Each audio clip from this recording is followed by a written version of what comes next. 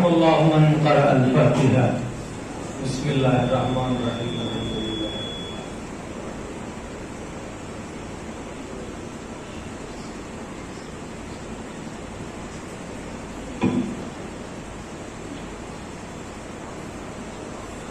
ला हौला वला कुव्वता इल्ला बिल्लाहिल अलिय्यिल अज़ीम। अऊज़ु बिल्लाहि मिनश शैतानिर रजीम। बिस्मिल्लाहिर्रहमानिर्रहीम। अल्हम्दुलिल्लाहिल्लज़ी नव्वरा क़ुलूबना बिविलाइल हुसैन व अख़ीही व जद्दिही व अबीही व उम्मिही व बनीही व शिय्यतिही व मवालिही व अजल्ला उयूनना बिबुकाइल हुसैन फी अज़ाइही व मुसीबतिही व जअल हातैन मुहब्बतैन वसीलतन लना फी नैल क़ुर्बतिही व तहसील रहमतिही। सुम्मा अस्सलातु वस्सलामु अला सय्यिदिल अनाम महबूब रब्बिल मशरक़ैन वल मग़रिबैन जद्दिल हसन वल हुसैन अल्लज़ी सुम्मिया फिस समाए बिअहमद व फिल अर्ज़ीना बिल क़ासिम मुहम्मद आलिहि तय्यबीन अत्ताहिरीन अल-मासूमीन अल-मज़लूमीन अल-मुंतख़बीन अल-मुंतजबीन व लानतुल्लाहि अला अदाइहिम अजमईन मिनल आन इला क़याम यौमिद्दीन। रब्बि इश्रह ली सदरी व यस्सिर ली अमरी वहलुल उक़दतम मिन लिसानी यफ़क़हू क़ौली। अम्मा बाद फ़क़द क़ाल अल्लाहु तआला फ़िल क़ुरआनिल मजीद वल फ़ुरक़ानिल हमीद व हुवा अस्दक़ुल क़ाइलीन। बिस्मिल्लाहिर रहमानिर रहीम। इन्नमा युरीदुल्लाहु लियुज़हिबा अन्कुम रिज्सा अहलल बैत व युतahhirakum तत्हीरा।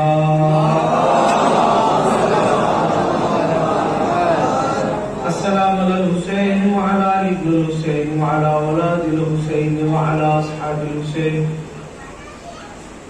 पुरसदारान सय्यदुश शुहदा अज़ादारान अबू अब्दुल्लाह हुसैन अलैहिस्सलाम, मुसलसल हमारी ये छठी गुफ्तगू का आगाज हो चुका। देखिए, मौसम आपने बनाया है, मैंने नहीं। अब अगर मैं उसी लय में ना पढ़ूं तो गलत हो जाएगा। ज़हनी तौर पे जो सुनने को आप आमादा है, मैं भी उसी लय पे चलूं तो बहुत आसान हो जाएगा। एक मंजिल आपने देखी, एक मैं तय करूं। मैं सिर्फ आपको 3 शेर सुनाता हूं और ये तीनों शेर किसी इल्हाम से कम नहीं है और इसके अंदर पर्देदारी भी बहुत है। गौर कीजिएगा कि रायगा अपनी इबादत नहीं करते हम लोग, रायगा अपनी इबादत नहीं करते हम लोग, प्यार करते हैं तिजारत नहीं करते। रायगा अपनी इबादत नहीं करते हम लोग, प्यार करते हैं तिजारत नहीं करते हम लोग। हक का पैगाम लिए फिरते हैं बस्ती बस्ती, पेट के वास्ते हिजरत नहीं करते।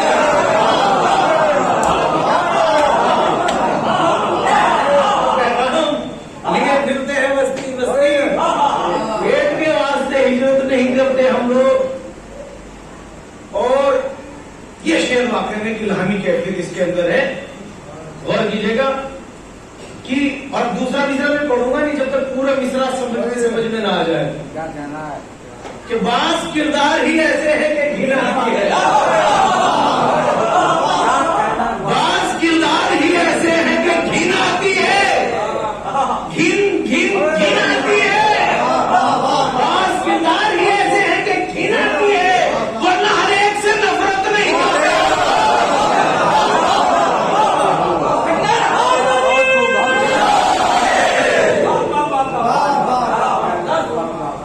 मैंने एक इल्म का बात बोलना था, लेकिन आपने माहौल दूसरे तरीके का बनाया हुआ। चलिए दोनों को मिक्स कर लेते हैं। एक सब बात पढ़े मोहम्मद वाले।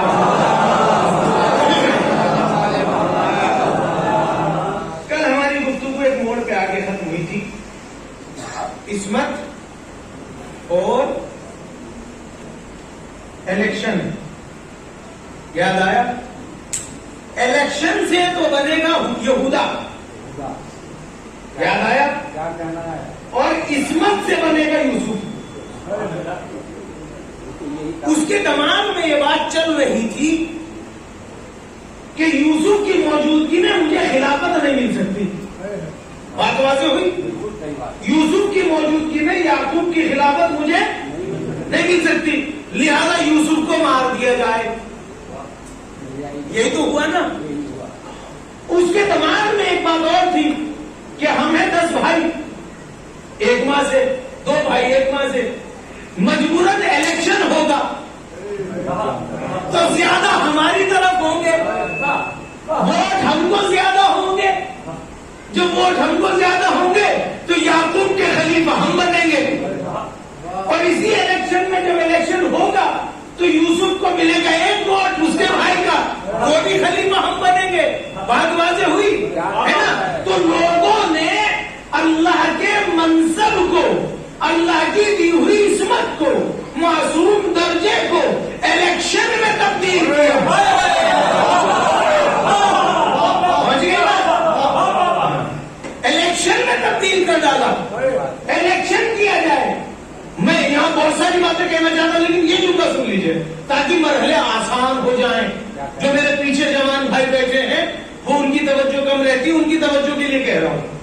इलेक्शन में जिधर वोट ज्यादा हो वो जीतता है, जिधर वोट कम हो वो हार जाता है। अगर तुम्हारी यही कसौटी है, ये इंसानों की बनाई हुई, अल्लाह ने नहीं बनाई, अल्लाह ने नहीं बनाई। मैं बहुत सारी आयतें पढ़ सकता हूं, बहुत सारी आयतें पढ़ सकता, अल्लाह की नहीं है, ये इंसानों की बनाई हुई। तो भाई अगर किसी बस्ती में इलेक्शन हो और एक तरफ हो 20 गधे और एक तरफ हो 19 आदमी, नहीं पहुंचा। अगर मेयार कसरत है तो जिधर 20 गधे होंगे उधर जाना चाहिए। बात वाज़ेह हुई? लिहाजा कसरत नहीं, कसरत अल्लाह के यहां नहीं। इसे और नजदीक आके जनाब मूसा, बिल्कुल नजदीक होकर बात करना चाहता हूं। जनाब मूसा को खलीफा चाहिए था। अब बुखारी में इस मौजू में रिवायतें भरी पड़ी है। जनाब मूसा को खलीफा चाहिए था तो जनाब मूसा चुन लेते। ऐसा हुआ नहीं? मैं आयत पढ़ूंगा ना, मैं आयत पढ़ूंगा तो मजा आएगा। जनाब मूसा को चाहिए था खलीफा। अच्छा, वो उसकी वजह में पहले जल्दी से एक वजह बताओ। जनाब मूसा को की परवरिश हुई थी दुश्मन खुदा के घर में, फिरौन के घर में। तो फिरौन की वो दाढ़ी पकड़ के तमाचे मारा करते थे, गोद में बैठ के तमाचे मारते थे। फिरौन को इतनी शक हो के मेरे मुंह में थप्पड़ क्यों मारता है?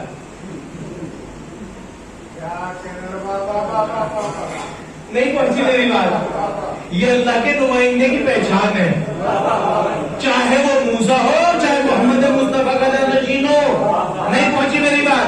अबू जहल के थप्पड़ पड़ा था ना पैदा होते ही। ये अल्लाह के नुमाइंदे की पहचान है, चाहे पहला हो या आखिरी हो, जरूर माना करता है।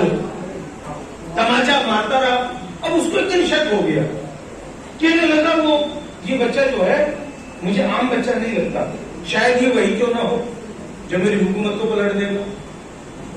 हाँ, ये जो दुआ खुतबे के लास्ट में हम पढ़ते हैं वो कुरान की वही आयत है जो ज़बान के बारे में है। तो उन्होंने अपनी बीवी से कहा हम इसके इम्तिहान लेंगे। बीवी ने बोले ना क्या आम बच्चा, उसे क्या मालूम कौन है? वो मोमिना है लेकिन इसको नहीं पहचानती। उसने एक बर्तन में तो लाल भरे और एक बर्तन में कोयले सुर बिल्कुल दहका दिया। तो अगर ये आम बच्चा है तो आग को उठा लेगा, और आम बच्चा नहीं है तो लाल को उठाएगा। बहुत सारी चीजें इसके पीछे मैंने बयान करनी है। नतीजा यह हुआ कि मूसा जानबूझ के आग को तो नहीं उठा सकते, नबी है ना, नहीं उठा सकते। उन्होंने लाल की तरफ हाथ बढ़ाया।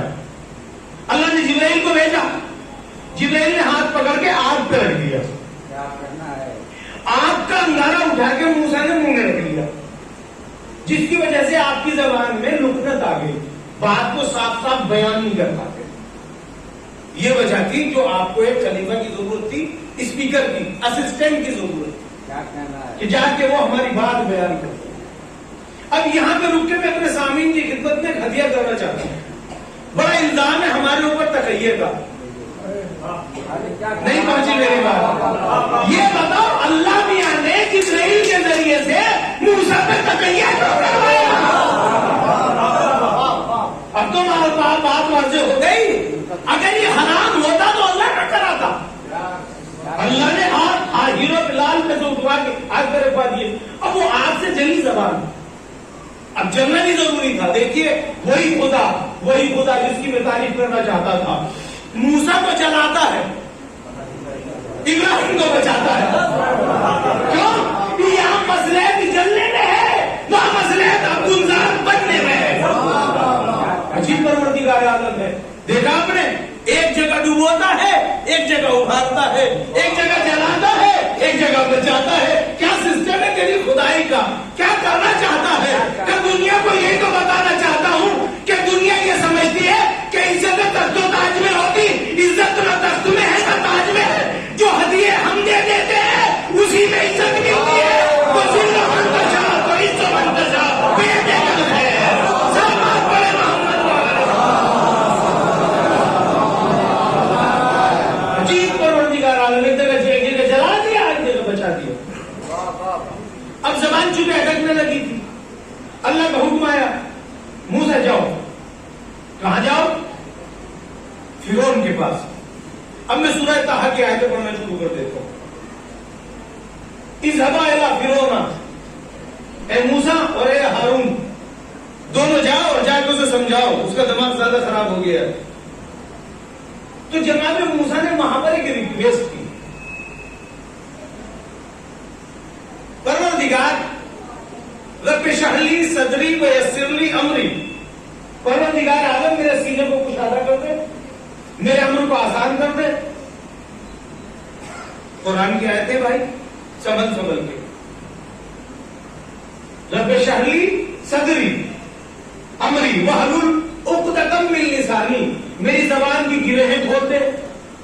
वजअल ली वज़ीरन, और मेरा एक वजीर बना दे। आयत पढ़ी भाई मैंने, वजअल ली वज़ीरन, एक मेरा वजीर बना दे। मिन अहली, मेरे खानदान में ये कुरान की आयत है। वजअल ली वज़ीरन मिन अहली, मेरे खानदान से एक वजीर बना दे। हारूना, जिसका नाम हारून है, उखलुक, जो मेरी खिलाफत करे। अब तर्जुमा आसान सुनिए, मूसा ने क्या कहा?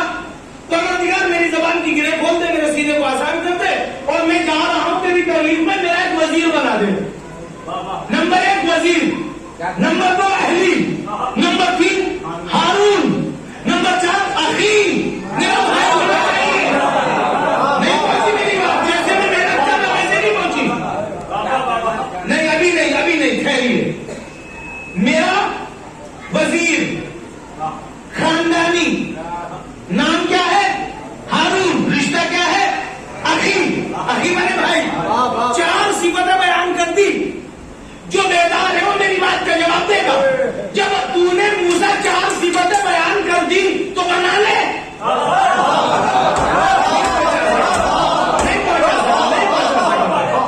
जब तूने 4 सिफतें सारी बात तो बता दी, बना ले। कहीं यही तो बताना चाहता हूं, जब मुझ जैसे की औकात बनाने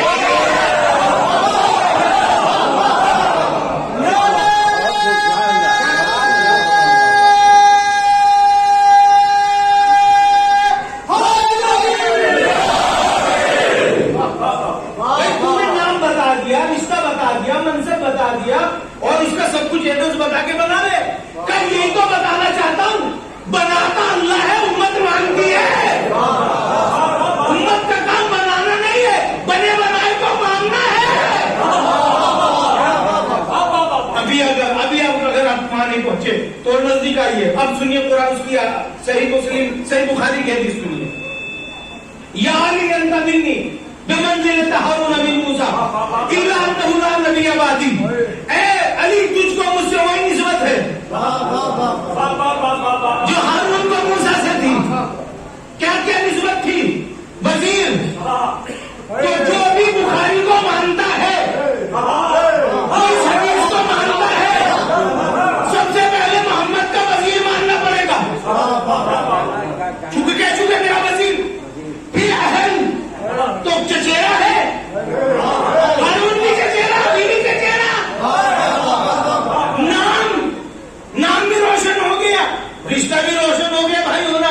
तो ये रिवायत मौजूद है कि नहीं मौजूद है? तो जब ये रिवायत मौजूद है, एक तरफ आयत एक तरफ रिवायत।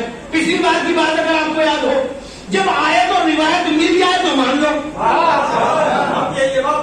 आयत और रिवायत मिल जाए तो मान लो, और अगर आयत से रिवायत न मिले, याद आई बात, यही पढ़ी थी मैंने, यही पढ़ी थी, फिर से दोहरा दूं। अगर पैगंबर की हदीस, फिर से सुन लीजिए एक दफे, एक आपको सवाब मिलेगा पैगंबर की हदीस है कि मेरी रिवायत को देखो, अगर मेरे नाम से कोई हदीस सुनाता है तो उस रिवायत को, हदीस को उठा के टैली करो कुरान से। अगर कुरान से मिले तो ले लो, वइल्ला ज़रबूहा अलल-जिदार, वरना उसे दीवार पे फेंक के मार दो। गौर किया आपने? पैगंबर ने हुक्म दिया है भाई, अगर रिवायत मिल जाए आयत से तो ले लो, और न मिले तो न लो। तो मैंने एक आयत पढ़ी, एक रिवायत पढ़ी, आप कंफ्यूज हो गए, दोनों में माना एक, मफहूम एक, मतलब एक, और कैसे मिलेगी? ऐसे ही तो मिलेगी ना। तो इसका मतलब ये है, बुखारी की रिवायत की रोशनी में, सूरह तहा की आयत की रोशनी में एक ही वजीर है, एक ही जासूस है। सल्लल्लाहु अलैहि मोहम्मद।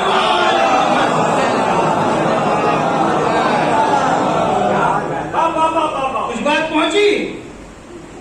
पैगंबर ने अल्लाह मेरा वजीर बना दे। अब तो तू भी, जब तूने एड्रेस क्यों बताया, क्या मैं बता सकता हूं, चुन नहीं सकता, ये इंतखाब उसके हाथ। अच्छा, आज तक उम्मत मुस्लिमा में किसी को एतराज नहीं इस बात के ऊपर कि मूसा ने अपनी मर्जी से बताया, चुना नहीं, बता दिया था, अल्लाह की मर्जी सिलेक्ट करे या ना करे, आज तक किसी को एतराज नहीं है।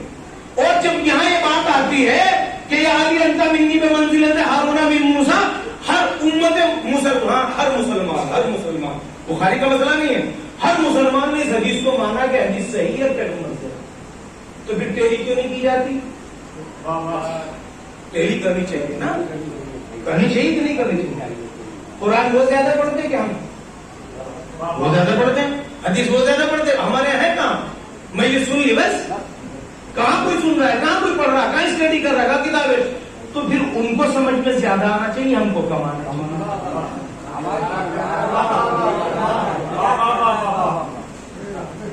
आप मेरा साथ नहीं दे रहे हैं। पहले तो आपने समा बनाया, और जब मैं तैयार हो गया तो आप ढीले हो गए। एक बुलंद सी सलवार थोड़े मोहम्मद वाला।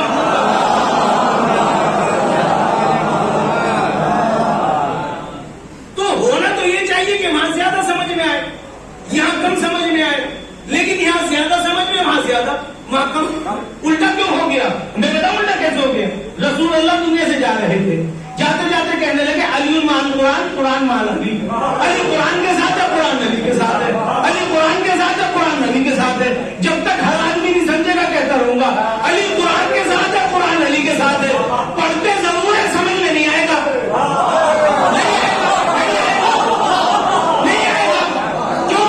जब कोई पढ़ता है ना तो कुरान गले से झांक के देखता है दिल में अली है नहीं है। अगर है तो गले से उतरता है, वरना नहीं उतरता है। ऐसे लोग बड़े मोहम्मद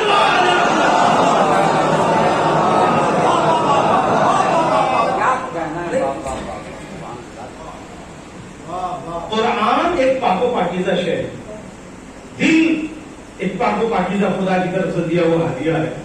जितना दिल पाक होगा इतना कुरान को एक्सेप्ट करेगा। अगर दिल पाक नहीं होगा तो एक्सेप्ट नहीं करेगा। यहाँ पे रुक के हदीस पढ़ूंगा, एक आयत का टुकड़ा पढ़ूंगा छोटा सा। जवानों से माजरत बुजुर्गों के लिए है, और जवानों की समझ में आए तो उनकी मर्जी। चूंकि बहुत सारे लफ्जों की पाबंदी है यहाँ से बोलने की, ये मिंबर है, बड़ी पाको पाकिज़ा जगह नबी करीम का है, तो बहुत सारे अल्फाज में अदा नहीं कर सकता, लेकिन आयत तो पढ़ सकता हूं।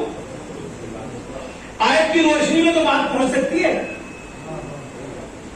बहुत जितना दिल पाक होगा उतना कुरान समझ में आएगा, जितना दिल पाक होगा उतना कुरान समझ में आएगा।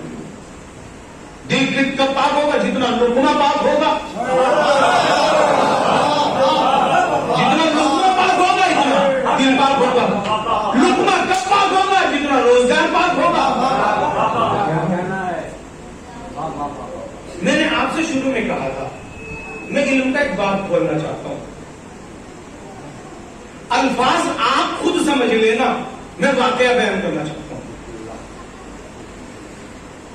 आप जो खाते हैं या वो जमीन से उगेगा या वो आसमान से आएगा बारिश के जरिए से, दो ही तो चीजें हैं। या आपकी खुराक का ताल्लुक पानी से है या जमीन से, दो ही तो चीजें हैं। वो जो लुकमा आपके हाथ में पहुंचा है या तो पानी से आएगा, भाई चावल है तो पानी नहीं आएगा तो चावल कहां से उगेगा? कुल मिला के पानी और मिट्टी जमीन का दखल है। बात से हुई। आपके हाथ तक जो लुकमा पहुंचा वो दो वसीलों का मोहताज है, एक पानी का और एक मिट्टी का। क्या कहना है? ठीक है, एक पानी का एक मिट्टी का। और आसान करो, मिट्टी को कहते हैं तुराब, क्या कहना? मिट्टी को कहते हैं तुराब। जो लुकमा आप तक पहुंच रहा है वो तुराब से आया। अब पानी को कहते हैं मां। जब पैगंबर के पास जनाब अमीन का रिश्ता आया तो जिब्राइल आए और जिब्राइल ने आके कहा, ऐ अल्लाह के नबी, अल्लाह ने सैयदा का अक़्द आसमान पर अली से पढ़ दिया। क्या कहना? आसमान पे अल्लाह ने सैयदा से पढ़ दिया और अल्लाह ने मेहर में 3 नहरें रखी है और 1/3 जमीन रखी है। मैं कहीं ले जाना चाह रहा हूं, आपको मेरे साथ आइए। क्या कहना? क्या पूरी जमीन पे 2 हिस्से पानी है, 1 हिस्सा जमीन है, तो गोया सारी हुई? पहुंची नहीं पहुंची बात? सारी है ना। अल्लाह ने बीबी के नहर में सारी जमीन रखी और 3 बड़ी नहरें रखी, दजला, फुरात, नील और जो बाबुल में है अफगानिस्तान के इलाके में, ये 3 बड़ी नहरें रखी। अब जो भी गल्ला उगेगा या तो नहर से सींचा जाएगा वो, या वो जमीन पे उगेगा, 2 ही जगह तो है ना। पर जितने भी गल्ले उगते हैं या तो नदी से सिंचाई होती है उसकी, या आम वगैरह के दरख्त है वो जमीन पे उगते हैं। तो जितना भी राशन आपके लुकमे की शक्ल में आपको मिलता है क्या कहना? क्या कहना? वो सदका है मिट्टी का और पानी का। अभी अभी मैंने कहा था आपसे लुकमे का पाक होना जरूरी है। मैं मुशर्रफ के घर में रहूं और इसी का दुश्मन रहूं तो लुकमा मेरे लिए हलाल नहीं पहुंची मेरी बात।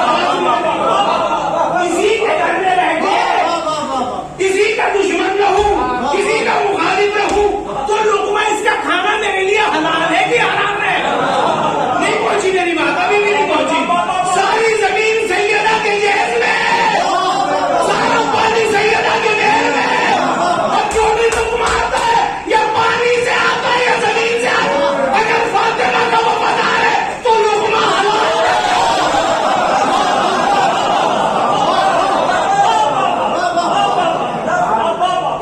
पहुंची? लुकमे का हलाल होना जरूरी है। अब इसके आगे थोड़ी सी एक मंजिल कठिन है, वो क्या? नस्ल का हलाल होना। अगर लुकमा समझ में आ गया तो नस्ल भी आपकी समझ में आ जाएगी। मैं तो आयत पढ़ूंगा आपके सामने। ये मुकद्दमा मैंने इसलिए पेश किया है, ये मुकद्दमा मैंने इसलिए पेश किया ताकि आप आयत समझ लें। आयत पढ़वानी है, लुकमा तो आसान है, नस्ल बड़ा बड़ा मामला है। एक जवान आया और आगे छठे इमाम से कहने लगा,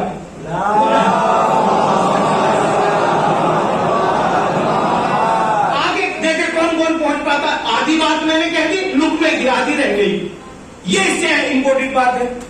आगे कहने लगा मौला कुरान में लिखा है वन कहू नयामा मिनकुम वन कहू मिन निसाए माता वलकुम, उन औरतों से निकाह करो जो तुम्हारे लिए पाक हो। क्या कहना क्या कहना लुकमा पाक समझ में आ गया? क्या कहना है? तो बीवी भी तो पाक होनी चाहिए, पाक से तो पाक नस्ल चलेगी, पाक से तो पाक चलेगी। माता वलकुम जो तुम्हारे लिए पाक हो। कम बोला मेरी समझ में नहीं आता, औरतें तो सारी पाक होती जैसे हम पाक, वो भी पाक। तो आपने इरशाद फरमाया नहीं, जिसके दिल में विलायत अली इब्न अबी तालिब होती है उसको कुरान पाक कहता है।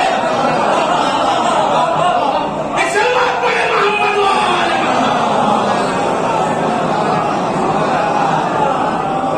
बड़ा दखल है लुकमे का। देखिए इंसान को अपने लुकमे का हमेशा ख्याल रखना चाहिए। इंसान को अल्लाह ने अक्ल इसीलिए दी है कि वो कमा के लाए, जब हाथ में लुकमा आए जानवर के जो सामने आता खा लेता है, लेकिन इंसान के जब सामने आए तो अक्ल फैसला करे कि ये हलाल है कि हराम है, ये सही है कि गलत है। अगर सही और गलत की तमीज है तो फिर वो जाहिल नहीं आलिम है। मैंने पहले दिन कहा था हलाल और हराम की तमीज है तो फिर जाहिल नहीं है, आलिम है। इसीलिए हर पढ़े लिखे को आलिम नहीं कहते। जिसकी समझ में हक को बातिल ना आए उसे जाहिल कहते हैं, जो हक को बातिल को समझ ले उसे आलिम कहते हैं। इसी तरह लुकमे की बात है। और एक कदम आगे बढ़ी, अब जब बात आ चुकी कि अच्छा इतने मालदार, इतने बड़े लोग, इतने रईस, भाई सारी दुनिया में हेर में तो इसका मतलब इससे बड़ा मालदार तो कोई भी नहीं है। तो एक झलक में इसकी बुजुर्गी की दिखलाऊं, इसकी मालदारी की। ये कितने बड़े हैं, ये लोग कितने मालदार हैं। लोगों ने तभी तो गुर्बत को देखा। देखिए माल जमा कर लेना कमाल नहीं है। तो ये कमाल समझता तो अल्लाह के नुमाइंदे सारे माल जमा किया करते। अपने लिए ना बचाना, खर्च कर देना, ये कमाल है।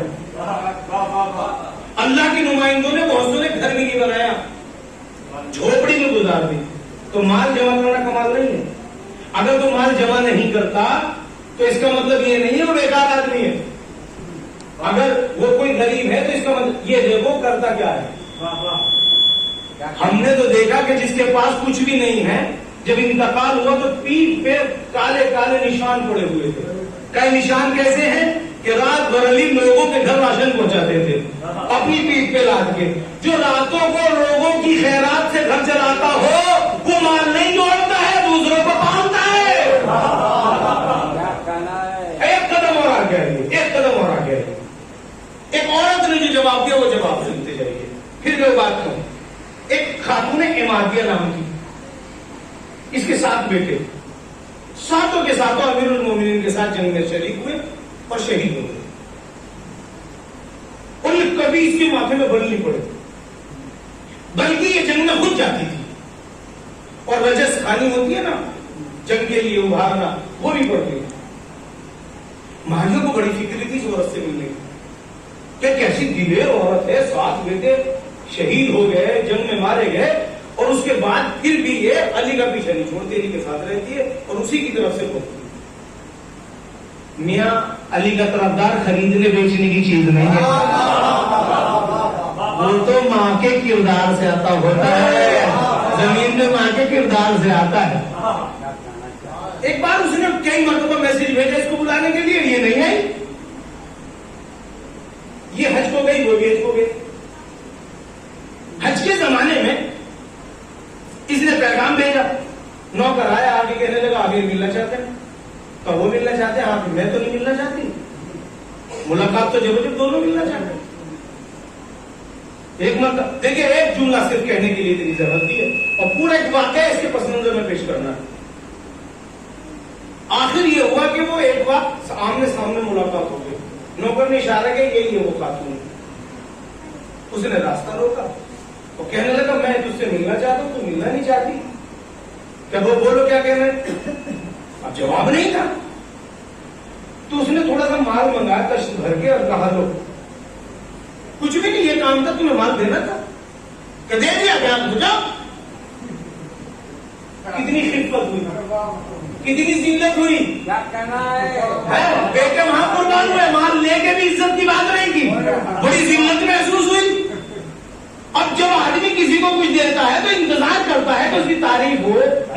लगे, है ना, उसे चापलूसी हो, तो उसे तिल मिला के रह गया।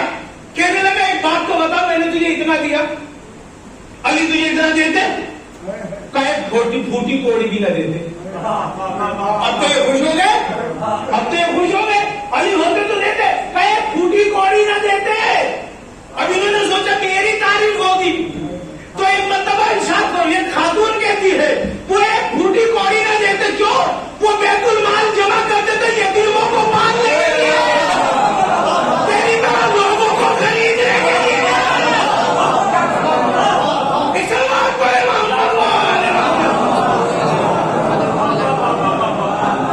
मेरी तरह लोगों को खरीदने के लिए बैतुल माल खर्च नहीं करते। शायद आप वहां तक ना पहुंचे, कोई बात नहीं हो, मैं भी उसी मंजिल पे आपको ले जाना चाहता हूं कि इतने सारे हालात में लोग गुर्बत में कैसे जिए।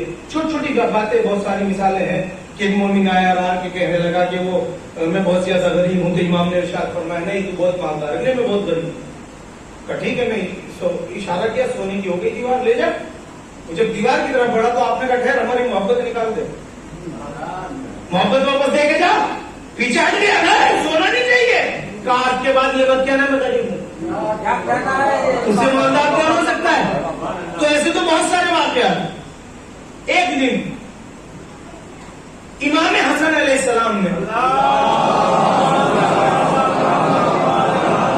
अच्छा आपकी भी एक तकरीर उधार है, पूरी तकरीर इमाम के ऊपर करनी थी मुझे, वो एक जुमले में खत्म हो गई थी बात, लिहाजा याद रहा, तो फिर कल परसों जब भी एक तकरीर इमाम के ऊपर, पूरी इमाम हसन के ऊपर करनी है। तो इसने मौला के हवाले से कि आप कितनी बुलंदी पर है, इमाम हसन अलैहिस्सलाम ने कहा बाबा आप वली हैं, आपकी हुकूमत का है। कौकब दुर्री किताब का हवाला, राइटर उसका अहले सुन्नत से है, अहले तशरीह नहीं है। उसके अंदर ऐसे 10-20 वाकयात एक के पीछे एक लिखे हुए कि आपने एक बादल को इशारा किया, बादल आया, उसमें बैठ गए, सलमान भी बैठ गए साथ, और वो बादल ने चलना शुरू किया, 1 शहर 2 शहर 10 शहर 20 शहर कितने लिखे। का बेटा ये सब तेरे बाप की हुकूमत है। ये सारे वाकयात हैं मौजूद, इनमें से नहीं पढ़ना, सिर्फ आपका जहन हुमार करने के लिए मैंने बात की। मुहद्दिस देहलवी, शाह मुहद्दिस देहलवी अपनी किताब मदारिजुन नबुव्वा में लिखते हैं कि सुलेमान नबी की हुकूमत जो चलती थी किस पे थी? हवाओं पर, पानी पर, जिन्नात पर, इंसान पर, पत्थर, जीव जंतु, हर शय पर आपकी हुकूमत थी। सुना है आपने? तो वो लिखते हैं कि आपकी हुकूमत इसलिए चलती थी कि आपकी उंगली में एक अंगूठी थी, अल्लाह ने उस अंगूठी के तुफैल में आपको हुकूमत दे रही। अगर वो अंगूठी ना होती तो आपके पास हुकूमत न होती।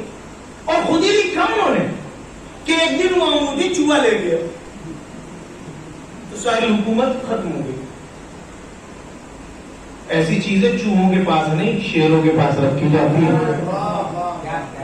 चूहे के पास रखी क्यों? अब मैं ओरिजिनल रिवायत बताऊं। जब मुझे उनकी इतनी मोटी किताब में बात मिली, बड़ा तकलीफ हुई, इतनी बड़ी किताब और इतनी छोटी बात। अब मैंने जो तहकीक करनी शुरू की तो नतीजा ये निकला कि सुलेमान नबी ने एक, ये मुकदमा है किसी पस मंजर के लिए, सुलेमान नबी ने एक बदशक्ल लड़की को देखा था और दिमाग में ख्याल आया इससे शादी कौन करेगा। अगर आपने सुना है तो बिस्मिल्लाह, नहीं सुना है तो आपको लुत्फ आएगा मामले। ये ख्याल आया कि इससे शादी कौन करेगा। ये ओरिजिनल रिवायत है, उन्होंने चूहे की रिवायत लिखी। आपने कभी सुना कि चूहा कभी मंगनी में अंगूठी चढ़ा रहा हो, इसीलिए ले जा रहा हो, इसलिए यहां से अंगूठी ले ले, अपनी बीवी को देनी है ले जाके। रिवायत भी तो ऐसी होनी चाहिए जिसके सर पैर हो। एक सवाल पड़े मोहम्मद वाले, ये ख्याल आया, अल्लाह को बात बर्दाश्त नहीं है, ये ख्याल आया और आके प्यास लगी। जैसे ही प्यास लगी दरिया में हाथ डाला पानी पीने के लिए, पानी तो पी लिया, अंगूठी वही रह गई। अब ये इधर उधर देखा ना जिन्नात है, न कोई नौकर न चाकर, दुनिया खाली, मैदान खाली, न आपका तब महल है। अब क्या करें? आप अगर ऐसे किसी प्रदेश में किसी दूसरे टापू पर किसी गिरह पे अकेले उतार दे जाए तो आपका क्या हाल होगा? ना घर न दर न कुछ, ऐसे में क्या हाल होगा?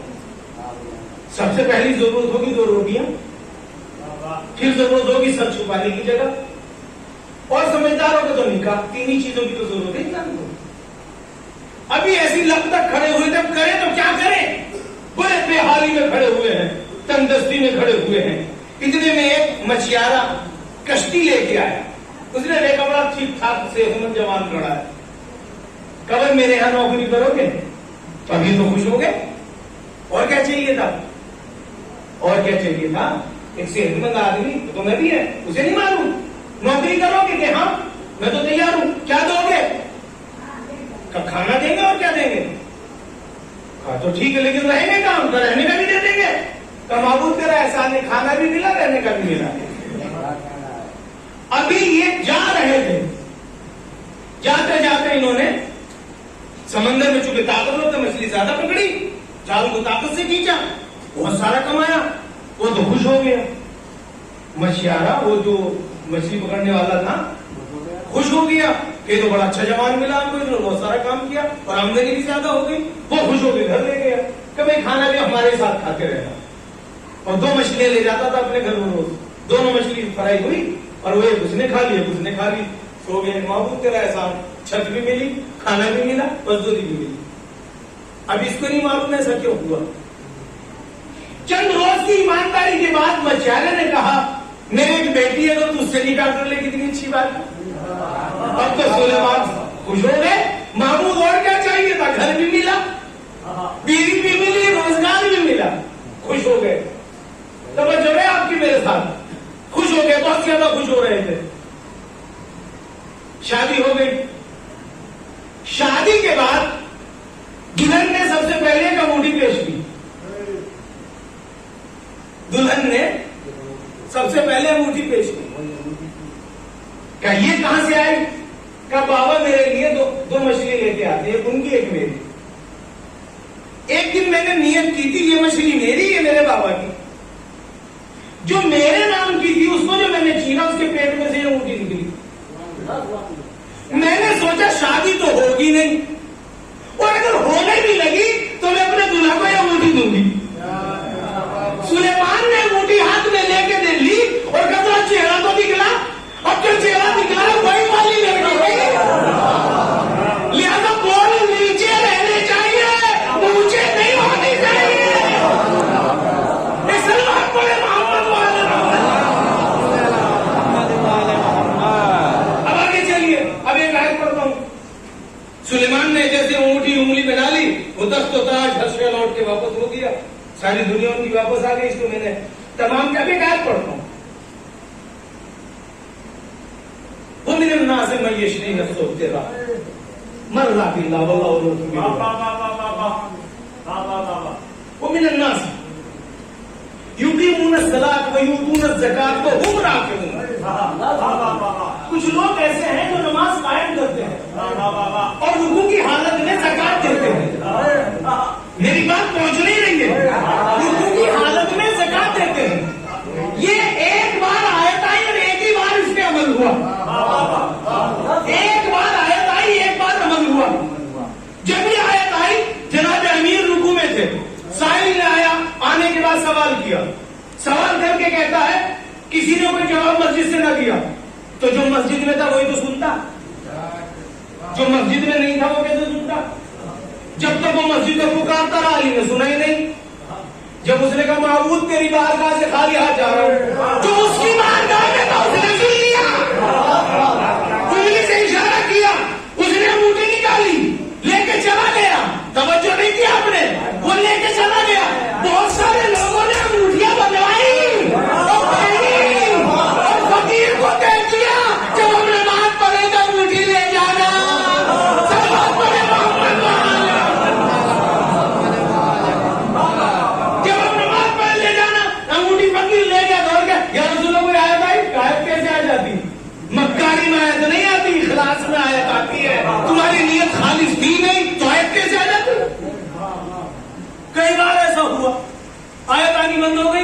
बार आई। अच्छा अली वो गरीब आए थे तो उसने भी दरवाजा एक ही देख रखा। अब दुश्मनी आयत से हो, अली से क्यों हो? क्या कहना आयत की एक जगह आ रही है चल चल के, है ना? वो हुम राकिऊन, दर हकीकत और रुजू की हालत में ज़कात देते हैं। ज़कात दे दी अली ने, आपने आसानी से सुन लिया। अंगूठी सुलेमान की उंगली में, अंगूठी अली की उंगली में, और अंगूठी चली गई, वो अंगूठी चली गई। अब यहां पे 4 मिसरे सुनिएगा। उसने जो बनाया था हवाओं पे मदीना, उसने जो बनाया था हवाओं पे मदीना, करता था सफर उसका फिजाओं पे सकीना। कांदुश्ते सुलेमानी में था एक नगीना, उस एक नगीने का था बसिए करीना। मालूम है किस वास्ते उस पे अल्लाह का करम था, उस पाक नगीने पे मेरा नाम रखा। जनाब अमीर से इमाम हसन ने पूछा, बाबा आप भी तो हाकिम है, क्या सलमान के पास इतनी हुकूमत थी, आपके पास नहीं है, तो आपने जनाब सुलेमान की हुकूमत की औकात ऐसे बताई कि उस पाक नगीने पे मेरा नाम रकम था। और सुने बेटा हसन, जिस हुकूमत को वो लिए हुए था अंगूठी के बदले में, तेरे बाप ने एक बार ज़कात में सदके देने को दी। सलमान बड़े मोहम्मद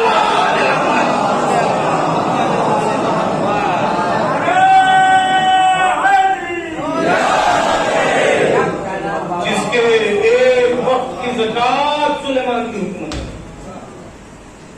उसका अंदाजा हो सकेगा? क्या कहना जिसकी एक वक्त की ज़कात, ज़कात जानते हैं आप, सदके को कहते हैं। जिसका सदका एक वक्त का सुलेमान की हुकूमत के बराबर हो। तवज्जो है? कोई बेदार है मेरे जुमले को समझे? क्या कहना जिसकी एक वक्त की ज़कात सुलेमान नबी की हुकूमत के बराबर हो, वो इतने से मदीने की हुकूमत के लिए इतने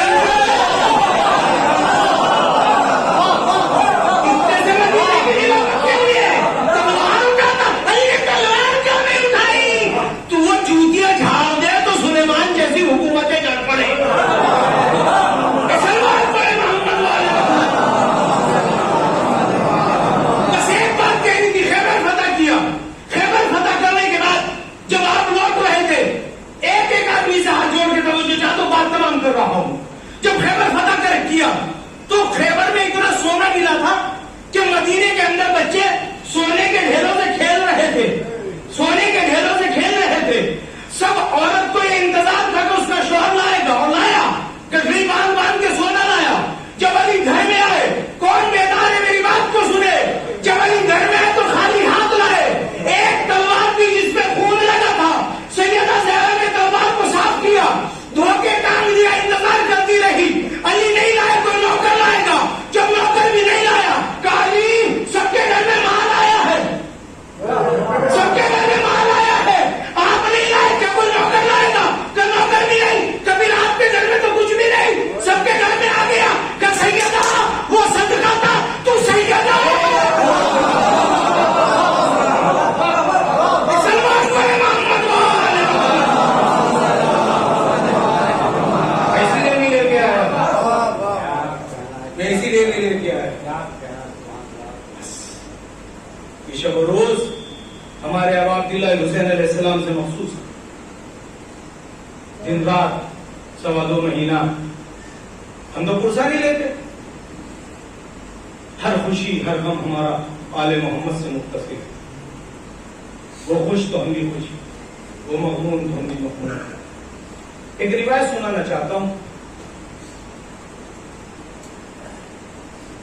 शायद यही मसायब हो जाए। बीवी उम्मे हानी जनाबे अमीरुल मोमिनीन की बहन, इमाम हुसैन अलैहिस्सलाम की फूफी। 28 रजब को सफर शुरू हुआ। इस सफर में इमाम हुसैन ने जब निकलना चाहा तो बीबी उम्मे हानी आई, और आने के बाद कहती हैं, ऐ मेरे नूरे नजर, ऐ मेरे सैयदो सरदार, ऐ हुज्जत खुदा, आप सफर पे जा रहे हैं, चले जाए बेशक, लेकिन पहले एक रिवायत सुनो जो मैंने तुम्हारे नाना से मालूम की। क्या जी बूटी अम्मा का बेटा, जब कोई मुसीबत हमारे घर पे आने वाली होती है तो घर की छतों पे से जिन्नात की औरतों के रोने की आवाज आती है। जब पहली बार मैंने रोने की आवाज सुनी तो मैंने तेरे नाना से कहा, वो हयात थे, कि या रसूल अल्लाह, मुझे छत पे से कुछ औरतों के रोने की आवाज आती है। तो आपने इरशाद फरमाया इस घर में कोई मुसीबत आने वाली है, इसीलिए जिन्नात की औरतें हमारी छतों पे रो रही हैं। फौरन जनाब हमजा की शहादत सुनी। उसके बाद जनाब जाफर की शहादत पे भी रोने की आवाजें आई। उसके बाद फिर मैंने रोने की आवाजें सुनी तो तेरा नाना दुनिया से चला गया। फिर मैंने औरतों के छत पे से रोने की आवाजें सुनी तो तेरी मां दुनिया से चली गई। फिर मैंने रोने की आवाजें सुनी तो अली मुर्तजा दुनिया से चले गए तेरा भाई। फिर मैंने रोने की आवाजें सुनी तो हसन मुश्तबा चले गए। बेटा तू सफर मुलतवी कर दे। क्यों? कई दिन से छत पे से रोने की आवाज आ रही है। कई दिन हो गए, कुछ औरतें हैं जो मेरे छत पे से रो रही बैठ के। लेकिन बेटा उस रोने में इस रोने में फर्क है। वो छत पे से आवाज आती थी, ये घर के पीछे से आवाज आती है। बेटा इस सफर को मुलतवी कर दो, आप सफर पे मत जाओ। क्यों? सिर्फ रोने की आवाज आई अब से पहले, लेकिन अब जो रोने की आवाज आती है वो बीवी कह के रोती है, या हुसैना वाक बना वाक कासिमा। बेटा तेरा नाम लेके कोई खातून है मेरे घर के पीछे बैठ के रोती है। एक मरतबा भूपी के गले में पानी डाल के जुमला का, भूपी अम्मा ये जिन्नात की औरतें नहीं है, ये मेरी माँ है जिसने लैन को छोड़ दिया है, जिसने बचपन में वादा किया था हुसैन जब तू करबला जाएगा तो मैं तेरे काफिले के पीछे चलूंगी, तू सवारी पे चलेगा, तेरी मां पैदल मेरे काफिले के पीछे चलती रही। भूपी अम्मा ये मेरी माँ है जो हमारे घर के पीछे बैठ के रहती है। दोस्तों अजीजों, 2 मुहर्रम को एक काफिला करबला में वारिद हो गया। एक मरतबा बीबी ज़ैनब ने कहा भाई हुसैन को बुला के लाओ, भाई हुसैन को बुला के लाओ। फिजा गई, हुसैन को बुला के लेके आई। हुसैन आ गए। जैसे ही हुसैन आए तो बीबी ज़ैनब ने कहा भैया यहां से चलो, यहां से चलो। क्यों? जब से मैं यहां आई हूं हमारा खेमा लगा, खेमे के पीछे एक बीवी बैठ के रोती है, उसका रोना मुझे तड़पा देता है। भाई मैंने तो पूरे सफर में उसके रोने की आवाज सुनी, लेकिन आज तो गजब हो गया। वो रोती है तो ये कह के हाय हुसैना, हाय गरीबा, वहां प्यासा, वहां दशाना। वो बीवी बड़ा गिरिया करना चाहती है, बड़ा रोती है।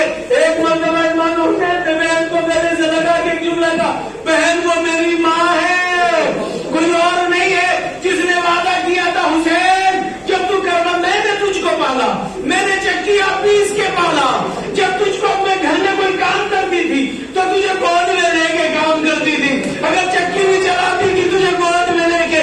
हुसैन तुझको मैं गुर्बत में करना नहीं छोड़ सकती, जब तू जाएगा तो मैं भी तेरे साथ साथ कब्र को छोड़ दूंगी, तेरे साथ चलती रहूंगी। यही वजह है जब इमाम हुसैन असले आशूर घोड़े से गिरने लगे तो किसी को नहीं पुकारा, एक जुमला का या अम्मा, मेरी अम्मा आ जाइए। एक मरतबा तो शेख से एक आवाज आई, बेटा नीचे की तरफ देखो। और जो हुसैन गरीब ने नीचे की तरफ देखा, एक माँ गोद फैलाए बैठी थी, एक माँ गोद फैलाए बैठी थी। आजा मेरे हुसैन, मेरी गोद में आजा। हुसैन ने गोद में सब रखकर जुमला का, अम्मा बहुत प्यासा, अम्मा बहुत जख्म लगे हैं, अम्मा बहुत लाशें उठाए। एक मरतबा शिवर आगे बढ़ा, खंजर लेके चला, मां पुकारती रही, गला कटता रहा। एक मां ने फरियाद करनी शुरू की, एक मां कह रही थी आजा मेरे हुसैन, मेरी गोद में आजा। शिवर का खंजर था, हुसैन का सूखा गला था, हुसैन ज़बा हो गए, प्यासा गला काटा गया। इन्ना लिल्लाहि व इन्ना इलैहि सयालमुल लज़ीना ज़लमू वयल मुनक़लिबून। परवरदिगार हमारी इस इबादत को कबूल फरमा, जो मोमिनीन और मोमिनात दुनिया से जा चुके उनकी मग़फ़िरत फरमा, जो बेरोजगार है रोजगार अता फरमा, जो बेघर है घर, उम्र मुस्लिमीन की इस्लाह करो, हमको ज्यादा से ज्यादा हमारे खैर की तौफीक करो, इस मजलिस के वारिस हजरत के दुखों में ताजीब फरमा, हमको उनके नौकरों में शुमार फरमा। रब्बना तक़ब्बल मिन्ना इन्नका अंतस समीउल अलीम वल्हम्दुलिल्लाहि रब्बिल आलमीन। मातम हुसैन, मातम।